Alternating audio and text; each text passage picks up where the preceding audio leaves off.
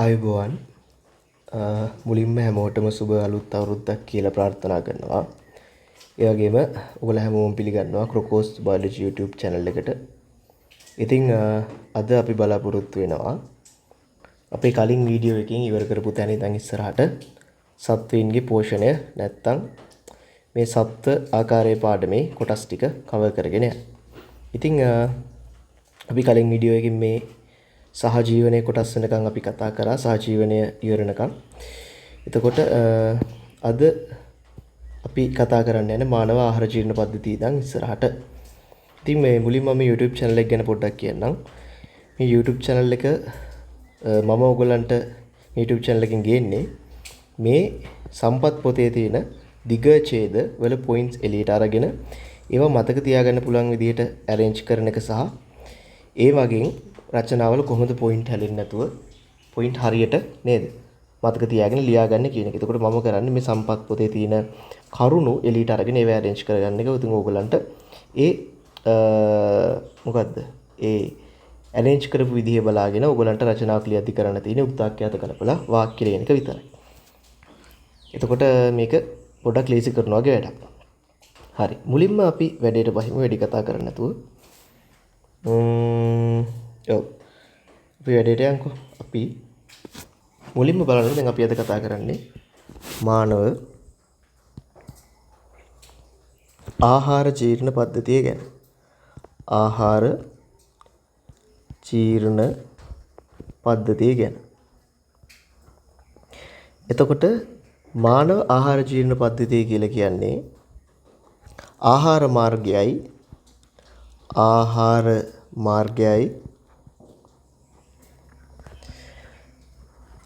මාර්ගය ආශ්‍රිත ග්‍රන්ථි දෙකම එකතු වුනහම ආහාර මාර්ගය ආශ්‍රිත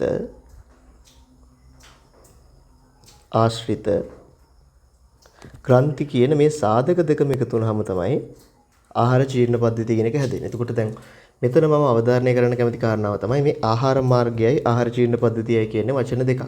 හරිද? ආහාර ජීර්ණ පද්ධතිය කියන්නේ ආහාර මාර්ගයයි ආහාර ජීර්ණ පද්ධතිය සමාන ආහාර මාර්ගයයි ආහාර මාර්ගය ආශ්‍රිතව තියෙන ග්‍රන්ථි එකතු වුනහම තමයි ආහාර ජීර්ණ පද්ධතිය කියන එක හැදෙන්නේ. අය මම කියන්නම් ආහාර මාර්ගයයි ආහාර මාර්ගය ආශ්‍රිත ග්‍රන්ථි එකතු වුනහම තමයි ආහාර ජීර්ණ පද්ධතිය හැදෙන්නේ. හරි. ඉතින් මේ ආහාර මාර්ගය කියන්නේ ඒක අපි කියනවා අපි පොයින්ට්ස් තුනක් යටතේ කතා කරමු ආහාර මාර්ගය ගැන. ආහාර මාර්ගය කියලා කියන්නේ බාහිරට විවෘත දිගු නාලයක්. හරිද? බාහිරට විවෘත දිගු නාලයක්. ඒ වගේම මේක සත්ත්ව සදෘශ්‍ය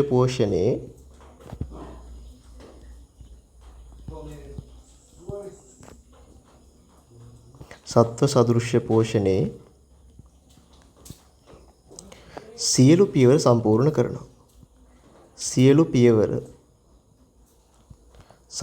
කරනවා. හරිද?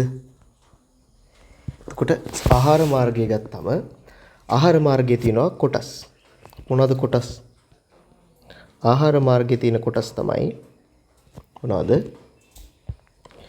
මේක පොඩි කරන්න ටිකක් පේන්න. මොනවද? මුලින්ම අපිට තියෙනවා මුඛ කුහරය.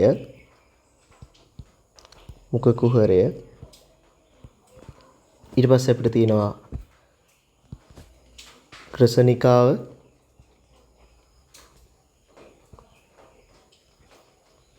ඊට පස්සේ අපිට තියෙනවා අන්න ස්රෝතය.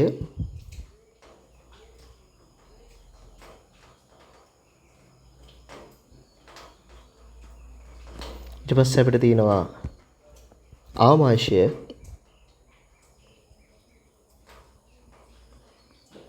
ඊට පස්සේ අපිට තියෙනවා කුඩාන්ත්‍රය, මහාන්ත්‍රය, ගුද මාර්ගය සහ ගුදය. මොනවාද? කුඩාන්ත්‍රය,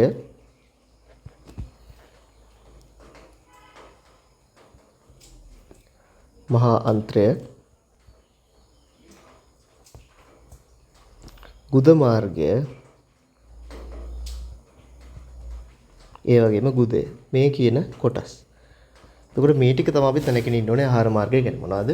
මේක බාහිරට විවෘත වෙන දිග නාලයක්. ඒ වගේම සත්ව සදෘශ්‍ය පෝෂණයේ සියලුම අපි සත්ව සදෘශ්‍ය පෝෂණය ගැන කලින් වීඩියෝ එකේ කතා කරා. ඒක ගැන මතක නැත්නම් මට කියන්න තියෙන්නේ කලින් වීඩියෝ එක බලන්න. ඒකෙන් ඔයාලට ගැන අවබෝධයක් ගන්න පුළුවන් වෙයි. ඒතර ආහාර මාර්ගය ආශ්‍රිත ග්‍රන්ථි විදිහට අපිට කියන්න පුළුවන් සරලවම මොනවද? කේට ග්‍රන්ථි නේද? කේට ග්‍රන්ථි තියෙනවා. ඊට පස්සේ අක්මාව තියෙනවා. ඒ වගේම අග්නේශය තියෙනවා. හරිද? එතකොට දැන් අපි මේ කතා කරපු කාරණාවේ කතාව තමයි ආහාර ජීර්ණ පද්ධතිය කියලා කියන්නේ. ආහාර මාර්ගයයි මේ ආහාර මාර්ගය ඇසුද ග්‍රන්ථි දෙකම එකතු වෙනවා. හරිද? ඒතර ආහාර මාර්ගය කියලා කියන්නේ බාහිරයට විවෘත දිගනාලය. ඒ වගේම සත්ව සදෘශ්‍ය පෝෂණයේ සීලුම් පියවර සම්පූර්ණ කරනවා සායකේ කොටස් අපි දැනගන්න ඕනේ. ග්‍රන්ථි විදිහට කීට ග්‍රන්ථි, අක්මාව, අග්නේශය. හරිද? මේ ටික තමයි දැන් අපි කතා කරේ. දැන් එතකොට බලන්න මේ සම්පත් පොතේ කියලා තියෙන විදිහ. මානව ආහාර මාර්ගය දිගු නාලයක් වන අතරේ බාහිර පරිසරයට සම්බන්ධ වේ. මේ සත්ව සදෘශ්‍ය පෝෂණයේ සීලුම පියවර සම්පූර්ණ කිරීමේ හැකියාව දරයි මානව ජීවන පද්ධතිය ආහාර මාර්ගයේ ග්‍රන්ථි වලින් සමන්විත වේ.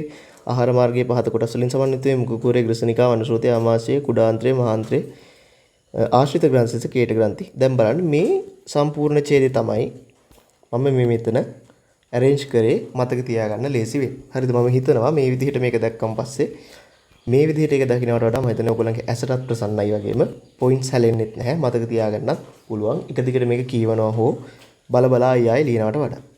එතකොට මෙන්න මේ පළවෙනි දේ. ඊට පස්සේ මම පොඩි වැඩක් කරන්න බලාපොරොත්තු වෙනවා.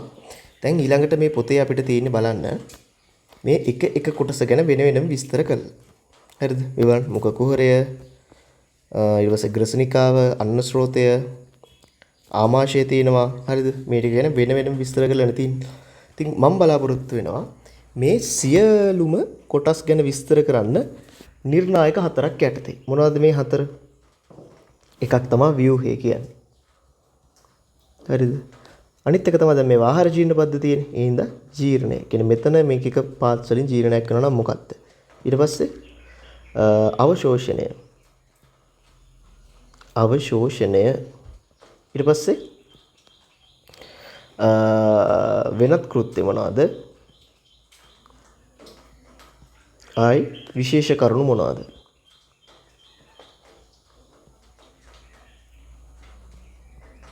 හරිද? ඒතකොට අපි කතා කරන්න යන්නේ මේ හැම දේ ගැනම මෙන්න මේ නිර්ණායක පහ මත. හරිද? මේක මේ අර පොතේ තියෙන එකක් නෙමෙයි. මේක අපි හදාගන්න යන එකක්. ඒ කියන්නේ දැන් මේ සියලුම අවයව ගැන සහ මේ අවයවවලදී වෙන ක්‍රියාකාරීත්වය ගැන මෙන්න මේ පොයින්ට් පහ යටතේ අපි කරුණු ගොනු කරනවා නම් මම විශ්වාස කරනවා අපිට එක පොයින්ට් එකක්වත් මගහරින්න නැති වෙන්න, අපිට එක පොයින්ට් එකක්වත් හැලෙන්නේ නැති වෙන්න මතක තියාගන්න වගේම ලියන්න පුළුවන් වෙයි කියලා. ඔව්. හරිද? මේක අපි ලේසියට හදාගත්ත ක්‍රමයක්. මේක පොතේ නැහැ. හරිද? මගේ ඊළඟ කාලේ මම මේක මට ලේසියට හදාගත්ත ක්‍රමයක්. ඉතින් මම හදාගත්ත ක්‍රමය ඔයගොල්ලත් එක්ක බෙදාගන්න එක තමයි මම මේ YouTube channel එකෙන් කරන්නේ. හරි. දැන් මේ ටික තමයි අපි කතා කරගෙන යන්නේ ඉස්සරහට. හරිද? එතකොට ඔයගොල්ලෝ බලන්න දැන් මේ මොන කොටස ගත්තත්. හරිද? මේ මං හරි දාන මොන කොටස ගත්තත් අපිට මෙන්න මේ නිර්ණායක පහ යටතේ කරුණු ගොනු කරන්න පුළුවන්. ඒක නිර්ණායකයක් යටතේ කරුණු සාමාන්‍යයෙන් හරින් පොඩි ගානයි එන්නේ. එතකොට අපිට ඔළුවේ කිසිම බරක් නැතුව ලස්සනට පිළිවෙලට මේ සම්පත් පොතේ දිග ඡේද තියෙන ඒවා නේද? මේ සම්පත් පොතේ එන දිග ඡේද තියෙන ඒවා මේ බලන්න. ගොඩාක් දිග ඡේද මුඛ කුහරය ගත්තොත් මෙන්න මේ හරියට වෙනකම්ම තියෙනවා. හරිද? මේ තියෙන දිග ඡේද ලස්සනට arrange කරලා මතක තියාගන්න පුළුවන් වෙයි කියලා මම විශ්වාස කරනවා මේ විදිහට. හරිද? හරි. එතකොට අපි මේ නිර්ණායක පහට තමයි ඔයගොල්ලෝ බලන්න. ඒක ඔයාලට තේරෙයි මම මේ මොකද්ද කියන්නේ කියලා ඉස්සරහට. අපි දැන් මුඛ කුහරය ගැන කතා කරමු. මුඛ කුහරය. හරිද? මුඛ කුහරය ගත්තම මුඛ කුහරය කියලා කියන්නේ පළවෙනි කොටස. ආහාර මාර්ගයේ පළවෙනි කොටස. එතකොට මේක ගත්තාම මේකෙන් කරන්නේ අධිග්‍රහණය, මතක ඇති ඒගොල්ලෝ සදෘශ්‍ය පෝෂණය. මේකේ පළවෙනි පියවර තමයි අධිග්‍රහණයත් කරනවා. ඊට අමතරව තව මොනවද කරන්නේ? මොකද අපි කරන්නේ? ආරම්භක ජීර්ණ කියන ජීර්ණයේ ආරම්භය. ජීර්ණයේ මූලික ජීර්ණයක් කරන කෙනෙක්. මූලික ජීර්ණයක් කියලා කියමු කොහෙමද පොතේ තියෙන්නේ අපිට. මූලික ජීර්ණයක් වගේ එකක් තමයි මෙතනින් නම් වෙන්නේ. ඔව් ආහාර ජීර්ණයේ මූලික පියවර. ආහාර ජීර්ණයේ මූලික පියවර. ආහාර ජීර්ණයේ මූලික පියවර. හරිද? එතකොට මේ කියන ජීර්ණය හරිද? මේ කියන ජීර්ණය යාන්ත්‍රික, ඒ කියන්නේ භෞතික වගේම රසායනික වෙන්නත් පුළුවන්. මේ මුඛ කුහරය ඇතුලේ රසායනික ජීර්ණය කරන්නත් පුළුවන්. අපි බලමු. එතකොට ඒ වගේම අපි දැනගන්න ඕන කාරණාව තමයි දෙවෙනියට අපි මේක දෙක දාලා මේක තුන දාමුකෝ. මේකේ කොටස් මොනවද? මේකේ කොටස් තමයි දිව, දත්, ඒ වගේම කේට ග්‍රන්ථි. හරිද? කේට ග්‍රන්ථි වලින් ස්‍රාවය කරනවා කේටය. හරිද? කේට ග්‍රන්ථි වලින් ස්‍රාවය කරනවා කේටය. හරි. අපි දැන් බලමු මේ එක එක ගැන අපි මේ නිර්ණායක යටතේ කතා කරන්නේ. මොකද්ද? දිව, දත්, කේට ග්‍රන්ථි, කේටය ගැන මේ ව්‍යුහය, ජීර්ණය, අවශෝෂණය, වෙනත් කෘත්‍ය, විශේෂ කරුණු කියන අපි හදාගත්ත නිර්ණායක පහ යටතේ අපි දැන් කරුණු ගොනු කරන්නයි යන්නේ. අපි දිව බලමු මුලින්. මම ඊට පස්සේ ඔයාලට සම්පත් පොතත් එක්කත් කියන්නම්. බලන්න ඕගොල්ලෝ පොඩ්ඩක් එක පොයින්ට් එකක්වත් මිස් වෙලාද කියලා. ඒ වගේ මතක තියාගන්න ලේසි නැද්ද කියලා මේක මේ විදිහට. දිව ගත්තොත් අපි මුලින්ම කතා කරන්න මොනවා ගැනද? දිවේ ව්‍යුහය ගැන. දිවේ ව්‍යුහය ගැන සම්පත් පොතේ තියෙන්නේ එකම එක කරුණයි. මොනවද සම්පත් පොතේ තියෙන්නේ? කංකාල පේශි වලින් සෑදී ඇත. කංකාල පේශි වලින් සෑදී ඇත. ඔන්න බලන්න අපි එක කරුණක් ගොනු කරගත්තා. හරිද? එක පොයින්ට් එකක් හරි. දිව කංකාල පේශි වලින් සෑදී ඇත. ඒ කියන්නේ ව්‍යුහය යටතේ අපි ගොනු කරන පොයින්ට් එක තමයි මෙන්න මේක. ඊට පස්සේ දිවෙන් ජීර්ණයක් වෙනවද? දැන් ඕගොල්ලෝ ඒක පොඩක් කොමන් සෙන්ස් එකකින් හිතන්නකෝ.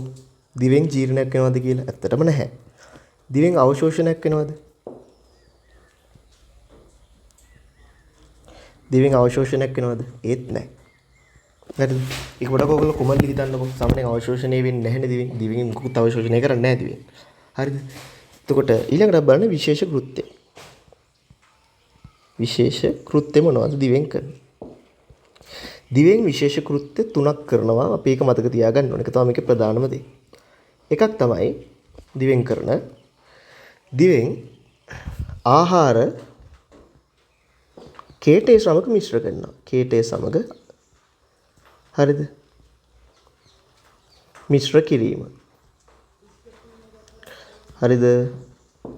ආහාරය කේටේ සමග මිශ්‍ර කරන එක මේ මොකද්ද? අපේ දිවෙන් කරනවා. ඊට අමතරව ආහාර ගුලි සෑදීම. ආහාර ගුලි සෑදීම.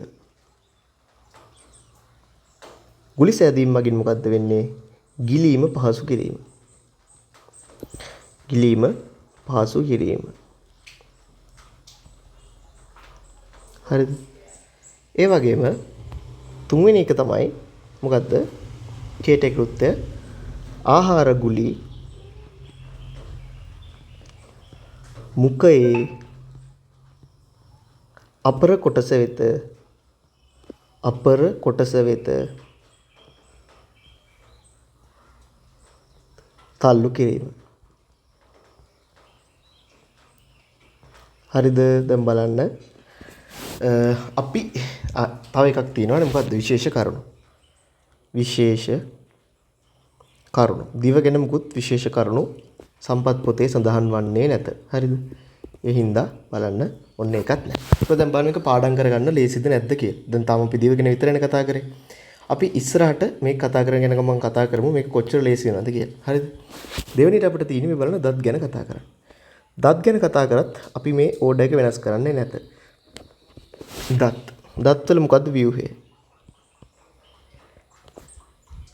මොනවාද? මෙහෙමයි. වෙනස් හැඩවල ඒ වගේම වෙනස් ආකාරවල දත් වර්ග 4ක් තියෙනවා. දත් වර්ග 4කි. ඔක තමයි ව්‍යුහ ගැන අපිට කතා කරන්න තියෙන එකම කාරණා. මොනවද? දත් වර්ග 4. ඒකත් අපි ලියන්න ඕනේ අනිවාර්යෙන්ම. මොනවද දත් වර්ග 4? ඒක ඉතින් චූටි කාලේ ඉඳන් දන්න කාරණාව. කුන්තක,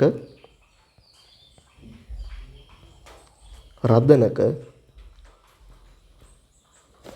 පුරස්චාර්වක සහ චාර්වක. හරිද? මෙන්න මේ වගේ තමයි අපිට කතා කරන්න තියෙන්නේ. එතකොට ඊළඟ කතාව දත් වලින් ජීර්ණයක් කරනවද? සරල උත්තරේ ඔව් නේද? දත් වලින් යාන්ත්‍රික ජීර්ණයක් කරනවා. යාන්ත්‍රික ජීර්ණය. මොකද කරන්නේ? යාන්ත්‍රික ජීර්ණයක් කියලා මොකද්ද මේ කරන්නේ? දත් වලින් ආහාර කපනවා, ඒ වගේම ආහාර අඹරනවා නේද?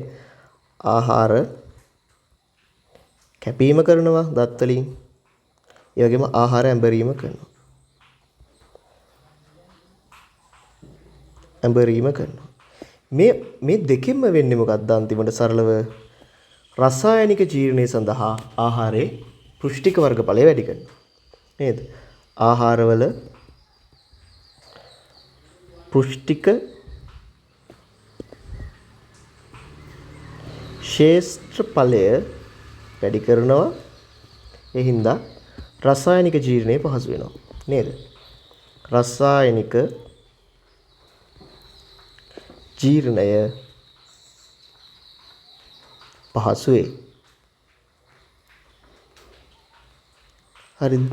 දැන් අපිට මේකේ අතරම දැන් අපි දත්වල ව්‍යුහය කතා කරා, දත්වල ජීර්ණය ගැන කතා කරා, දත්වල අවශෝෂණයක් ඔයගොල්ලෝ දන්නවා දත්වල අවශෝෂණයක් වෙන්නේ නැහැ. ඒකම දත්වල අපිට විශේෂ කෘත්‍යයක් මුකුත් නැහැ. හරිද? ඒකම දත්වල විශේෂ කරුණුත් මුකුත් නැහැ. හරිද? එතකොට අපිට මේ පොයින්ට්ස් ටික යටතේ මේක මතක තියාගන්න පුළුවන්. හරිද? ඔන්න රතු පාට වැටෙන්නේ නැහැ. හරි. හරිද? එතකොට බලන්න අපි පට ගාලා මේක ලස්සනට ගොනු කරගත්තා. දිව කියද්දී ඔයගොල්ලෝ මතක් වෙනවනේ දිව ව්‍යුහය කංකාල පේශි වලින් හැදිලා තින්නේ. හරි. එහෙනම් ඊළඟට අපි යන එක තමයි ජීර්ණය. දිවෙන් ජීර්ණයක් වෙනවද? අනේ නෑනේ. නේ දිවෙන් ජීර්ණයක් වෙන්නේ නෑනේ. දිවෙන් අවශෝෂණයක් වෙනවද? ආයෙත් නෑනේ. විශේෂ කරුණු. විශේෂ කෘත්‍ය මොනවද? කේටයත් එක්ක මිශ්‍ර කරනවා. මේක කොමන් සෙන්ස් එකෙන් උනත් ලියන්න පුළුවන්. ආහාර කේටයත් එක්ක මිශ්‍ර කරනවා.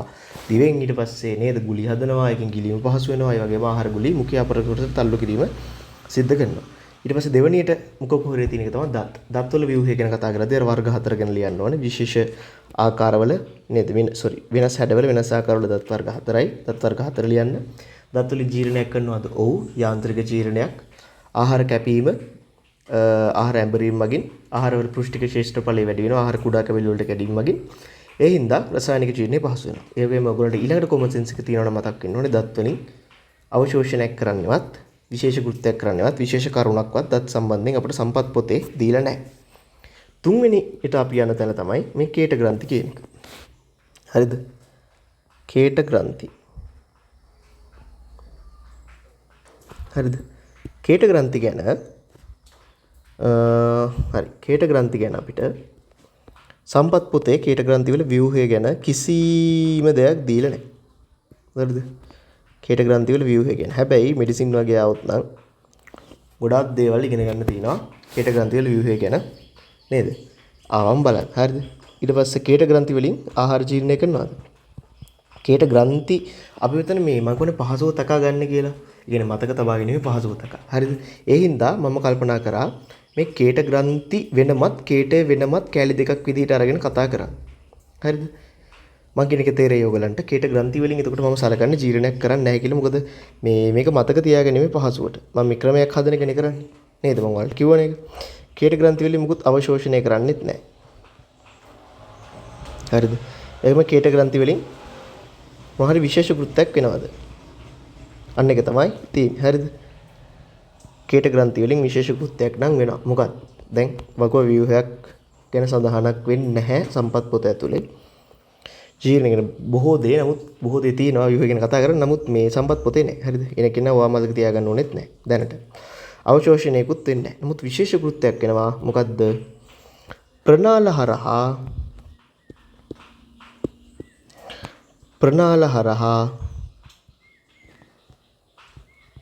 මුඛ කුහරයට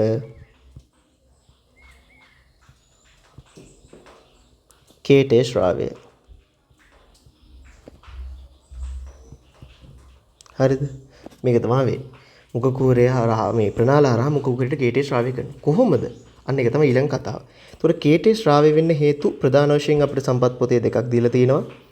එකක් තමයි ආහාර මුඛයට ඇතුල් වීම මුලින්ම වෙනවා. ආහාර මුඛයට ඇතුල් වීම. හරිද? ආහාර මුඛයට ඇතුල් වීම හින්දා ඇති වෙනවා ස්නායු ප්‍රතීකයක්. ස්නායු ප්‍රතීකයක්. මේකේ මේ කතාව ටිකක් අර මේ කපාල ස්නායුත් එක්ක යන කතාවක්. ඒක දැම්ම ලොකු අයිඩියා එකක් ඉගෙන තියන්න ඕනේ නැහැ. කපාල ස්නායුවේ කතාව දැම්ම ඔයගලන්ට වැඩක් නැහැ. ඒක පස්සේ ඉහිල්ට ඉගෙනගෙන දිගෙන ගන්න පුළුවන්. මේ ස්නායු ප්‍රතීකයක් එක ක්‍රමයක්. හරිද? මෙතනින් උත්තේජනයක් එන්න පුළුවන්. බලන්න ආහාර මුඛයට ඇතුල් වීමත් එක්කලා ස්නායු ප්‍රතීකයක් ඔස්සේ ප්‍රනාලාරහා මුඛයට කේට ග්‍රන්ථි විසින් කේටේ ශ්‍රාවය කරන්න පුළුවන්. දෙවෙනි එක තමයි වෙලාව තමයි ආහාර මුඛයට ඇතුල් වීමට පෙර. හරිද? මුඛයට ඇතුළු වීමට පෙර නේද? ආහාර මුඛයට ඇතුල් වීම වගින් ඇතුල් වීමට පෙර මොනවද වෙන්න පුළුවන්? ආහාරයක් දකින්නවා නේද? ආහාරය දැකීම ආහාරයේ ගන්ධය වැනි උත්තේජ මගින් නේද? වැනි උත්තේජන මගින්. හරිද? බලන්න. එතකොට කේට ග්‍රන්ථි ගැන අපි කතා කරේ. කේට ග්‍රන්ථි වල ව්‍යුහය ගැන අපිට කිසි දෙයක් දීලා නැහැ. ජීර්ණය ගැනත් අපිට කේට ග්‍රන්ථි වලින් ජීර්ණයක් වෙන්නේ නැහැ කියලා මම මෙතන ගන්නවා. මොකද මට මේ කරුණු ටික ඕගොල්ලන්ට ඔළුවේ මතක තියාගන්න පුළුවන් විදිහට කියලා දෙන්නයි ඕනේ. අවශෝෂණයකුත් කේට ග්‍රන්ථි වලින් කොහොමවත් වෙන්නේ නැහැනේ. මේ විවිධ විශේෂ කෘත්‍ය ගත්තොත් ප්‍රනාලාරහා මුඛ කුහරයට කේටේ ශ්‍රාවය කිරීම තමයි කරන්නේ. උත්තේජ දෙකක් තියෙනවා ප්‍රධාන වශයෙන්. එකක් තමයි මේ කෑම කටට ආවම මේක ආහාර මුඛයට ඇතුල් වුණාන් පස්සේ නැත්තම් ආහාර මුඛයට එන්න කලිනුත් මේක වෙන්න පුළුවන්. මුඛයට ඇතුල් වෙන්න කලින් නම් ආහාරය දැකීම, ආහාර ගන්ධය වගේ උත්තේජ මගින් ප්‍රනාල හරහා මුඛ කුහරයට කේටේ ශ්‍රාවය කරන කේට ග්‍රන්ථි උත්තේජනය වෙන්න පුළුවන්. ඒ වගේම ආහාර මුඛයට ඇතුල් වුණාන් පස්සේ ස්නායු ප්‍රතීකයක් මගින් ප්‍රනාල හරහා මුඛ කුහරයට කේටේ ශ්‍රාවය කරන්න කේට ග්‍රන්ථි වලට පුළුවන්. එතකොට ඊළඟ එක විදිහට අපි යන්න බලාපොරොත්තු වෙන මේ මුඛ කුහරය ඇතුළේම මේ කේටය කියන කෑල්ලට. හරිද? කේටය කියන කෑල්ලට. ඒතකොට කේටය ගැන කතා කරද්දිත් අපි අර පැරණි ක්‍රමයෙන් අනුගමනය කළ මුලින් ව්‍යුහය යටතේ කරුණු ගොනු කරනවා. හරිද? ව්‍යුහය යටතේ කරුණු ගොනු කරනවා. ඒතකොට කේටේ ව්‍යුහය කියද්දි කේටය කියන්නේ මේ අවයවයක් නෙමෙයිනේ. ඒකම ව්‍යුහය ගැන කතා කරද්දි මම බලාපොරොත්තු වෙනවා මේකේ තියෙන්නේ මොනවද කියන එක කතා කරන්න. කේටේ සංඝටක ගත්තම අපිට මුලින්ම තියෙනවා අංක 1ටම කේටේ මොනවද තියෙන්නේ? ජලය. අංක 1ටම අපිට තියෙනවා ජලය කේටේ ප්‍රධාන සංඝටකය. ඊට පස්සේ අපිට තියෙනවා ඇමයිලේස්. එවත් කේට ඇමයිලේස් කියලා විශේෂයෙන්ම ලියන්න. කේට ඇමයිලේස්. හරිද? ඊට පස්සේ අපිට තියෙනවා ශ්ලේෂ්මල. හරිද? ශ්ලේෂ්මල. ඊට පස්සේ තව විශේෂ දේවල් ටිකක් තියෙනවා අපි ඒකත් කතා කරමු. එතකොට මේ ශ්ලේෂ්මල ගැන මම විශේෂයෙන් පොඩ්ඩක් කතා කරන්නම්. ශ්ලේෂ්මල වල තියෙනවා මොනවද? ශ්ලේෂ්මල වල තියෙනවා ලවණ, සෛල වගේම මියුසින් නම් ලිහිසි ග්ලයිකෝප්‍රෝටීනය.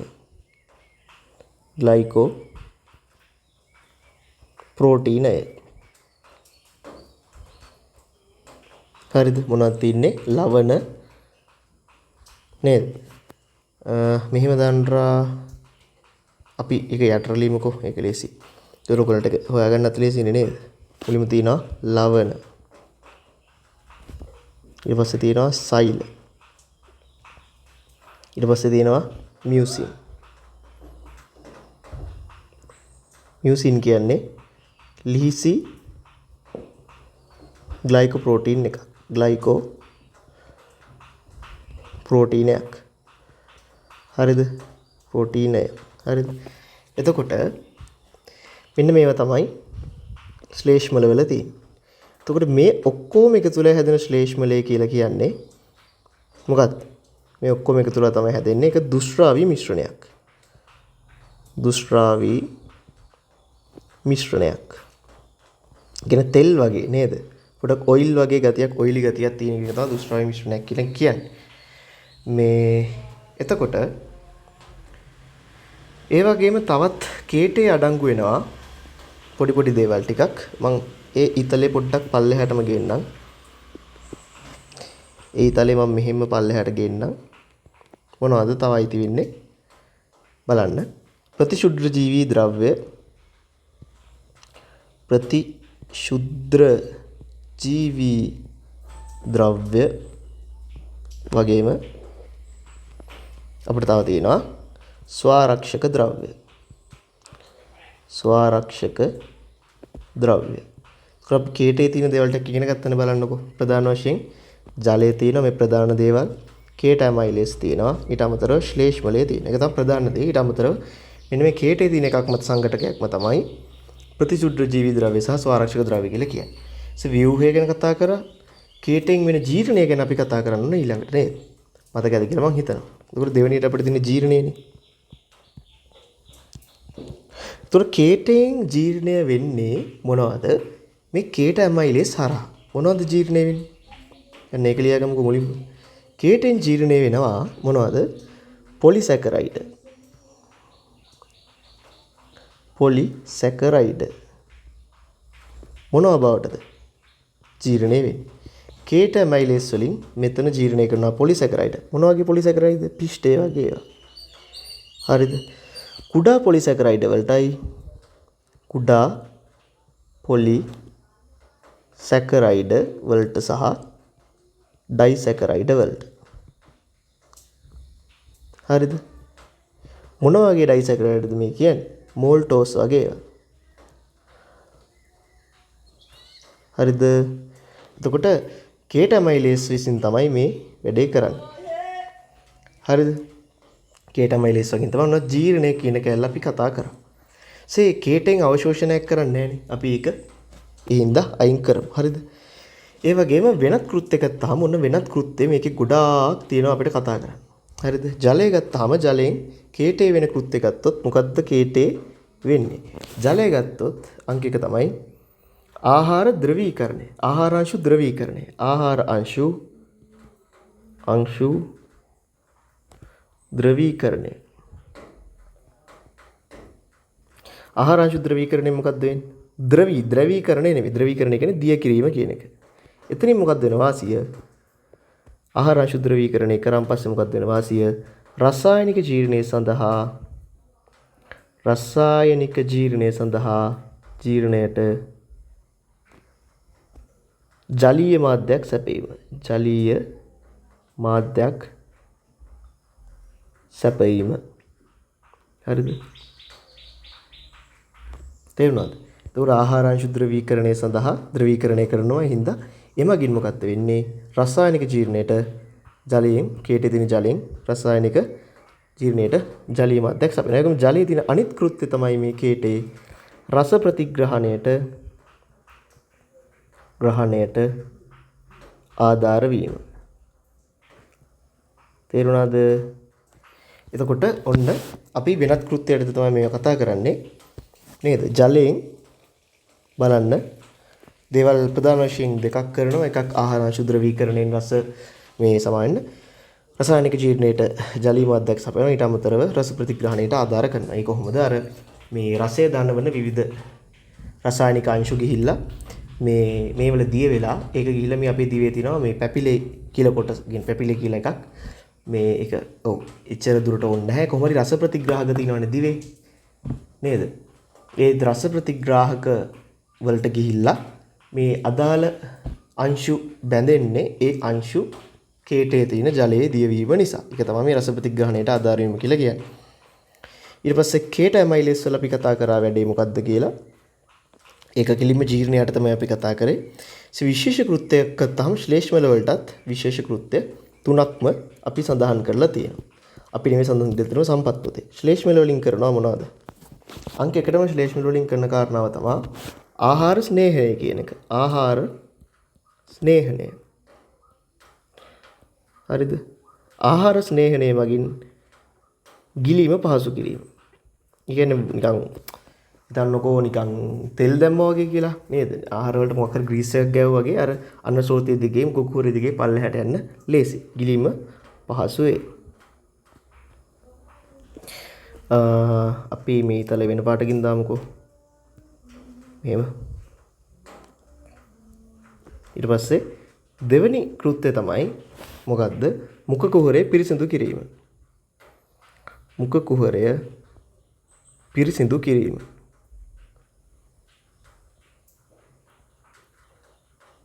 ඊළඟට අපි කතා කරන කෘත්‍යය තමයි මුඛ කුහරය සීරීම් වලින් ආරක්ෂා කිරීම. ඔයගොල්ලෝ දන්නවා දැන් ශ්ලේෂ්මල පටලයක් වගේ අපේ කටේ හැම වෙලාවෙම බැඳිලා තියෙනවා. එතකොට හීරීම් උනන් පස්සේ අයින් වෙන ශ්ලේෂ්මල පටලේ නිසා ඊට පස්සේ තියෙන මේ සම සිනිඳු හැම නෙවෙයි දැන් මොකද අපේ කටේ තියෙන හැම හරි සිනිඳු ඔයගොල්ලෝ ඒක දන්නවනේ. මුඛ කුහරය සීරීම් වලින් ආරක්ෂා කිරීම. සීරීම් වලින් ආරක්ෂා කිරීම. හරිද? එතකොට ඔන්න ඔය තුන තමයි ප්‍රධාන වශයෙන් වෙන්නේ. හරිද? දැන් ඕගොල්ලන්ට මේ මෙතන මම හිතන්නේ ඉතාමත් ලේසියෙන් මේක මතක තියාගන්න පුළුවන් කියලා දැන්. හරිද? කලින්ට වඩා අර ඡේදයක් පත ඡේදයක් කියලා මතක තියාගන්නවට වඩා. ප්‍රතිශුද්ධ ජීවි ද්‍රව්‍ය විදිහට අපේ තියෙන්නේ මොනවද?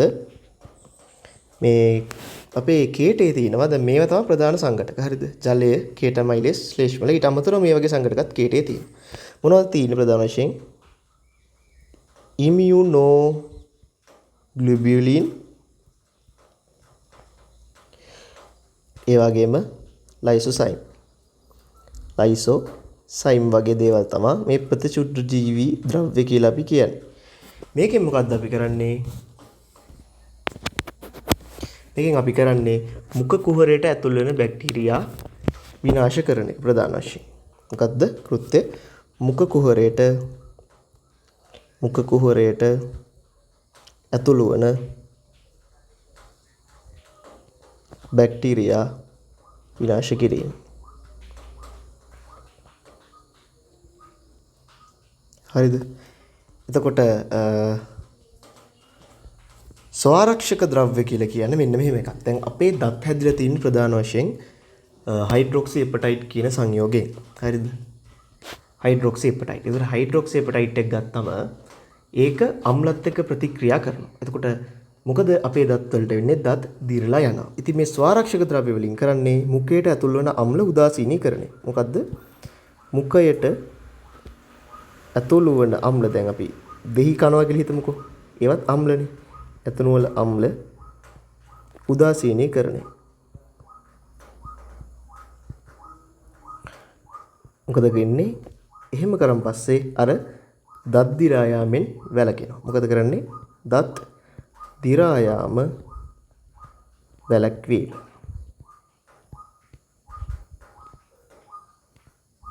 හරිද? ප්‍රධාන වශයෙන් මෙන්න මේ කියන ටික තමයි මුඛ කුහරයෙන් කරන්නේ. අපි දැන් මුඛ කුහරයේ තියෙන සියලුම දේවල් කතා කරලා ඉවරයි. අපි පොඩි සමරි එකකට ගියොත් බලන්න. මේ මම හදාගත්ත නෝට් එක ඊළඟ කාලේ. අපි බලමු. ඒක තියෙනවා අපි අන්තිම පිටුවේ මම පොඩි සමරි එකක් දාගත්තා මට මතකයි මේ තියෙන්නේ. අපි දත්වල ව්‍යුහය කතා කරා, වෙනත් කෘත්‍ය කතා කරා.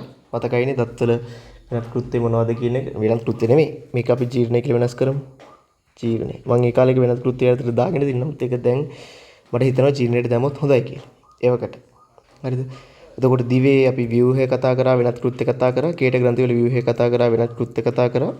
කේටේ ව්‍යුහය වෙනකොට සංඝටක කතා කරා. ඒ වගේම කේටෙන් කරන ජීර්ණය සහ අර කේටේ විවිධ සංඝටක වලින් කරන වෙනත් කෘත්‍ය කියන කැලලට අපි ගත්ත කැලලට අයිති වෙන දේවල් කතා කරනවා. අපි ෂේප් එකේ බලන්න කලින් අපි යන් මේ ග්‍රසනිකාව කියන කැලලට. හරිද? දැන් මේ මුඛ කුහරය කියන කොටස ඉවරයි. හරිද? දැන් මුඛ කුහරය ගැන අපි ඉගෙන ගත්ත දේවල් බලන්නකෝ. මුඛ කුහරය අධිග්‍රහණය ඒ වගේම ජීර්ණයේ මූලික පියවර සිද්ධ වෙනවා. හරිද? එතකොට ඒ ජීර්ණය යාන්ත්‍රික වගේම රසායනික වෙන්න පුළුවන්. ඒ වගේම මුඛ කුහරේ කොටස් දෙකට දිව, දත්, කේටය, මේ කේට ග්‍රන්ථිය වගේම කේටය ගැන අපි කතා කරා. හරිද? ඉතින් ඒ වගේම අපි දැන් කතා කරා මේ අපේ නිර්ණායක හතර යටතේ නේද? දිව කියලා කියන්නේ ව්‍යුහය යටතේ කංකාල පේශි වලින් හැදිලා තියෙනවා. ජීර්ණයක් නැහැ, අවශෝෂණයක් නැහැ. මේ වෙනත් කෘත්‍ය යටතේ ආහාර කේටයත් එක්ක මිශ්‍ර කරනවා. ඒ වගේම ආහාර ගුලි හදලා ගිලින් පහසු කරනවා. ඒ වගේම ආහාර මුකේ අපර කොටසට තල්ලු කරන දායක වෙනවා.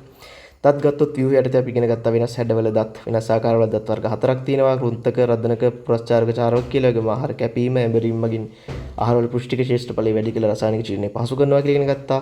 ක්‍රමන කේට ග්‍රන්ථි වලින් ප්‍රනාලාර මුඛයට කේටේ ශ්‍රාවය කරනවා. ස්නායු ප්‍රතීක, ඒ වගේම ආහාර මුඛයට ඇතුළු වුණාම වෙන ස්නායු ප්‍රතීක වගේම ආහාරය මුඛයට ඇතුළු වෙන පෙර දැකීම ගන්ධය වගේ උත්තේජන මගිනුත් මේක මේ ස්ටිමියුලේට් කරන්න පුළුවන්. කේටේ ගත්තම අපි ඉගෙන ගත්තා කේටේ ව්‍යුහය යටතේ තියෙන සංඝටක මොනවද? ජීර්ණය යටතේ ඉගෙන ගත්තා මේ කේට ඇමයිලේස් හරහා වෙන ජීර්ණය වගේම වෙනත් කෘත්‍ය යටතේ අපි ඉගෙන ගත්තා මේ ජලයෙන් වෙන කෘත්‍ය, ශ්ලේෂ්මල වලින් වෙන කෘත්‍ය, ඒ වගේම ප්‍රතිශුද්ධ ජීවි ද්‍රව්‍ය, ස්වරක්ෂක ද්‍රව්‍ය වලින් වෙන කෘත්‍ය, විශේෂ කරුණු වගේ කිසිම එකක් මේ කේටේ යටතේ අපිට සම්පත් පොතේ දීලා නැහැ. ඊට පස්සේ මම විශ්වාස කරනවා අපි ගියා නම් හොඳයි කියලා ග්‍රසනිකාව පැත්තට. නේද? ග්‍රසනිකාව ගත්තම අපිට හරීම අඩුවෙන් තමයි දැන් බලන්න මේ ඡේදය තමයි අපි මේ ලස්සනට නේද ලස්සනට ගොනු කරේ. මේ මෙතෙන්ට වෙනකන් තියෙන පත ඡේදය. හරිද? අලි ඡේදයක් තියෙනවා මෙතෙන්ට නිකන් මෙතනට බලන්න. මේ ඡේදය තමයි අපි ලස්සනට අර වගේ තැනකට ගොනු කරලා ගත්තේ මේ මුඛ කුහරේ ඉඳගෙන. මේ මෙතෙන්ට වෙනකන් තියෙන ඡේදය. හරිද? දැන් අපි මේ මෙතන ඉවර වෙනකම්ම අද කතා කරන්න බලාපොරොත්තු වෙනවා මේ මෙතන වෙනකම්. හරිද? ඔව්. අපි ග්‍රසනිකාවට යමු. ග්‍රසනිකාව. ඔව්. ග්‍රසනිකාව. ග්‍රසනිකාව. ග්‍රසනිකාව ගැන අපිට කතා කරන්න තියෙන මුලින්ම බලන්න. ග්‍රසනිකාව ගැන අපි කතා කරන්න තියෙන හරියම පොඩි දෙයක්. මොකද්ද? just view හේම පමණයි. හරිද? බලන්න. ග්‍රසනිකාව ගැන අපිට කතා කරන්න තියෙන කොච්චර පොඩි දෙයක්ද කියනවා නම් ග්‍රසනිකාවේ අපි කතා කරපු පීලිම මතකයිනේ view හය. මුලින්ම view හය ගැන කතා කරා. හරිද? view හය ගැන කතා කරා. view ගැන කතා කරාම නේද? අපිට එකම දේවල් දෙකයි කතා කරන්න තියෙන අංක එක තමයි ශ්වසන මාර්ගයටත්